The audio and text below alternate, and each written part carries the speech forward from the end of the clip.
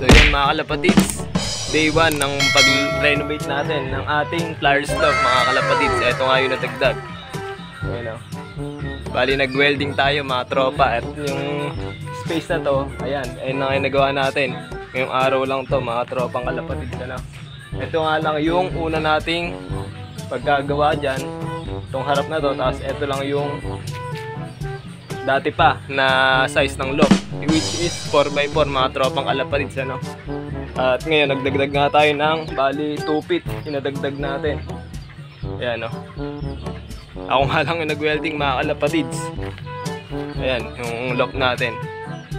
Alright mga tropa, babaguhin ko pa yung yero na to eh. Pinag-iisipan ko pa kung paanong style mga kalapatids ang gagawin natin dito. Ayan. Medyo malaki-laki na rin to mga tropa, ano? At medyo inaapura ko na rin at kailangan ko na rin mapagkulungan to. Excited na nga ako matapos to mga kalapatids. Ayan o. Halos lahat ng mga bakal na to ay mga scrap lang, yung mga napulot ko lang dito sa paligid ng bakuran namin mga kalapatids. Ayan, kinuha ko nga lang at siyang kinabit ko rito. Ayan. Dahil nung nabili natin tong loft na to, wala nga paa mga tropa. So ngayon, eto, kinabitan natin yan. Pineldigan ko na rin, no? Di ko alam na kahit paano, marunong pala ako mag-welding mga kalapatids. Alright, at salamat nga pala kay Ka Jerwin na siyang nagpahiram ng welding machine. Eto mga tropa. Ayan, piniram tayo ng welding machine at tayo na yung bumira. Kaysa naman magbayad tayo ng labor, kamahal mga tropa, di ba? Kaya eto, kahit paano, meron tayong nabuo ngayong araw na to. Ayan o. So bali, baka bukas ay madingdingan natin to. Malagyan ko ng mating mga kalapatids. Kasi nga medyo mainit na sa pwesto ko. At gutom na rin ako mga tropa. Ano? Ayan. So konti lang to mga tropa. Ayan o. Ito yung likod niya. Dito.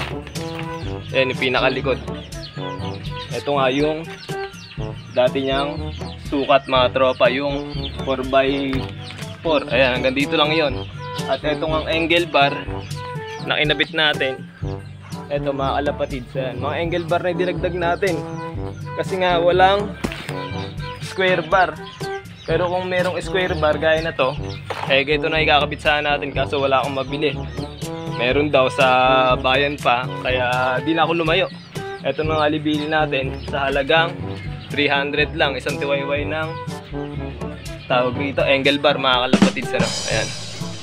Kaya sana matapos din natin to agad. At excited na ako matapos to. Kaso marami pang kailangan gawin eh. Nagalagay pa tayo rito ng 360 viewing. Tapos box perch pa nga sa loob mga kalapatids. Ano? Ayan yung kabuuan ng loob natin. Ayan mga tropa, alright? Tomorrow.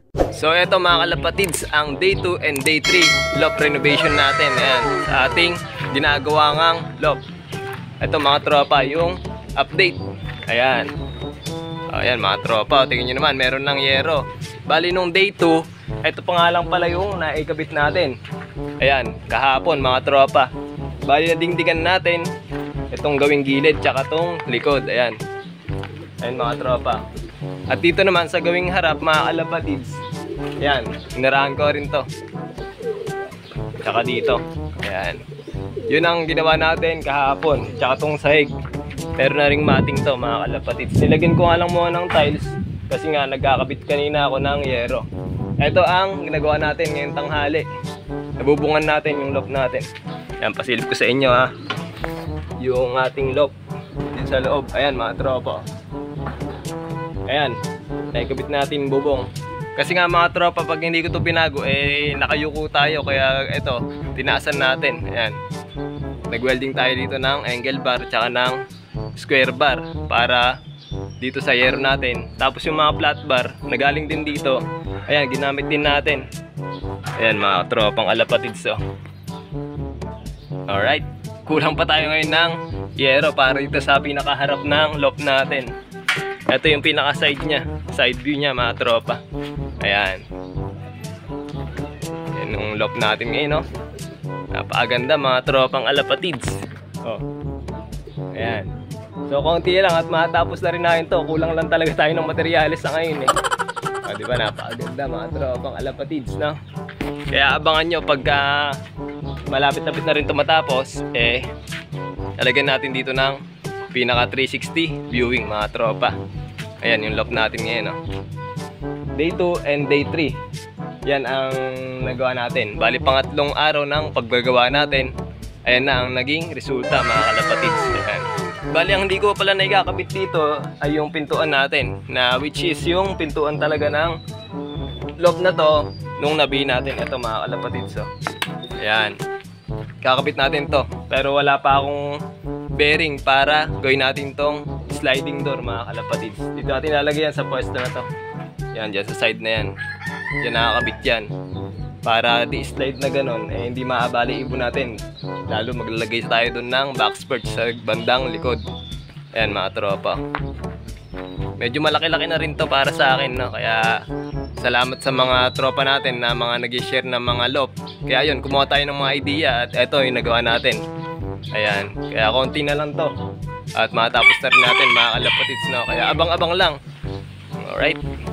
Paganda mga tropa. So bali magiging ganito mga kalapatids yung pintuan natin dyan. Ayan, pag ganyan dyan yan, nakatapal dyan yan. Ayan, tapos di-slide dito.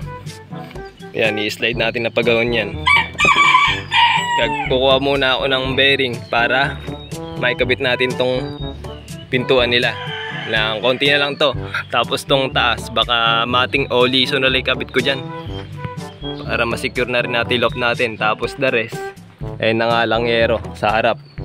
Tapos syempre marami pang kulang to mga kalapatids.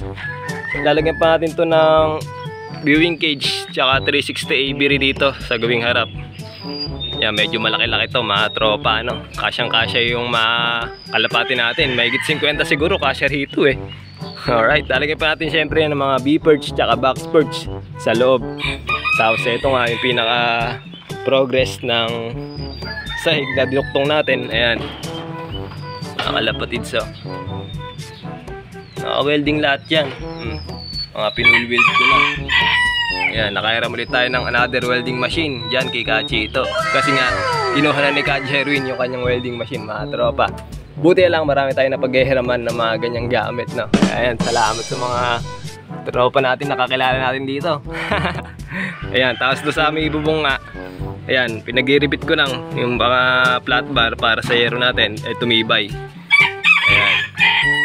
Yan, bumili rin ako ng bakal. Kaya soon, i-reveal ko rin kung magkano yung nagastos natin dito sa kabuuan ng loft natin na ginagawa ngayon. Alright. Ayan. Dito dati nakalagay kasi mga kalapatids yung viewing cage. Kaya butas to. Pero baka matakpan din natin yan pag nagkabit tayo dyan. Ayan, yun lang muna mga tropa. At shoutout nga pala muna kila Sir Jestoni Lagunero, Neben, Arkin Robles, Red Check Love TV, Johan Cyrus de la Cruz, Michelle Angeles, JR Love, Benyaser Lumala, Ralph Jan, Bella Austria, Greens Love TV, at kay Mark Anthony Macul. So bali hanggang dito na nga lang muna mga kalapatids. At i-update ko lang kayo sa mga susunod natin na video pagka meron ulit na progress dito sa ating ginagawang kulungan. Ayan, so yun lang muna. Salamat sa mga suporta nyo. Huwag nyo kalimutan na mag-like, share, and subscribe mga kalapatids.